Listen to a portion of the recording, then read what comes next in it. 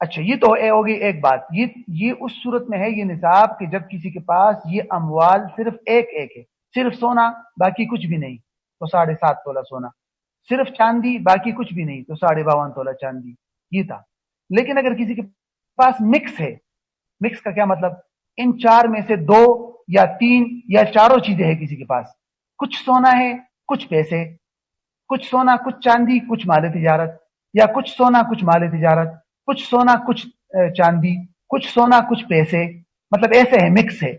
اور سب سے زیادہ صورت جو پیش آ رہی ہے وہ یہ ہے کہ کچھ سونا ہے 1-2 تولے اور کچھ پیسے ہے 10-15 ہزار، ٹھیک ہے۔ اگر اس طرح مکس چیزیں ہیں، صرف ایک چیز نہیں، چاروں یا تینوں یا دو چیزیں مکس ہے کسی کے پاس، تو پھر ایسی صورت میں نصاب کیا ہوگا؟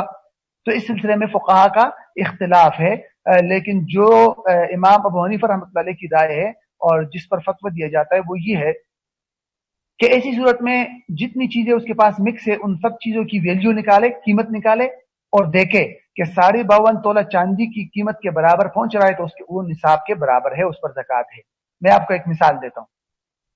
ایک عورت ہے اس کے پاس 2 تولے سونا ہے اور 20,000 روپیہ ہے، تو مجھے بتائے 2 تولے سونا یہ 7.5 تولے سونا تو نہیں ہے، تو اکیلے سونا تو نصاب کے برابر نہیں ہے،